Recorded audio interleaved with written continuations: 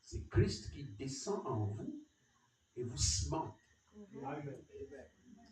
C'est ça qu'il appelle dans les noms blasphématoires le baptême du Saint-Esprit. C'est ça qu'il appelle dans la statue de l'homme parfait le baptême du Saint-Esprit.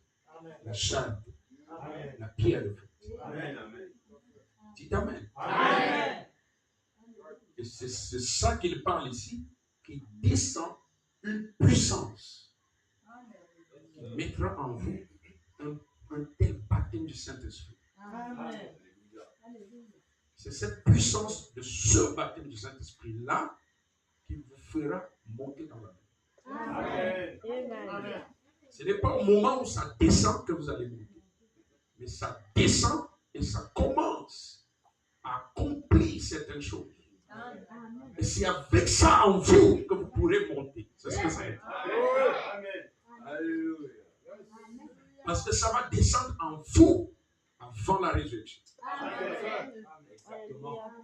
Vous le croyez? Amen. Donc ça va descendre sur vous avant le son de la dernière trompette. Amen. Vous serez scellés par quoi? La charité. Ce baptême du Saint-Esprit que vous attendez descend du ciel en pluie fracassante.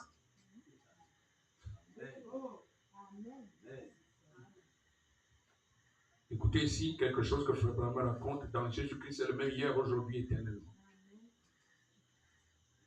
Prêché le 7/2/1958 au paragraphe 13.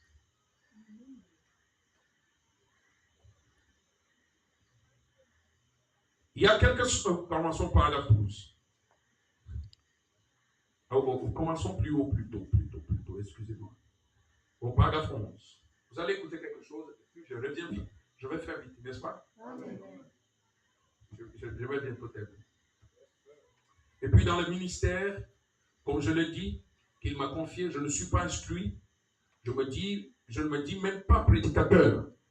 Je suis juste une espèce de pneu de réserve. Vous savez cela. Mais c'est pour essayer d'apporter le ministère aux gens afin qu'ils aiment le Seigneur Jésus.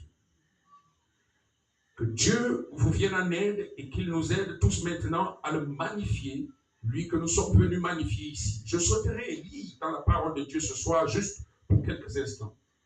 Et c'est une soirée, une nouvelle série de réunions. Je suis arrivé un peu nerveux pour commencer. Vous savez, mais je ne sais pas. J'ai tenu beaucoup de réunions à travers le monde plusieurs fois, mais il y a quelque chose, quand vous affrontez quelque chose qui fait que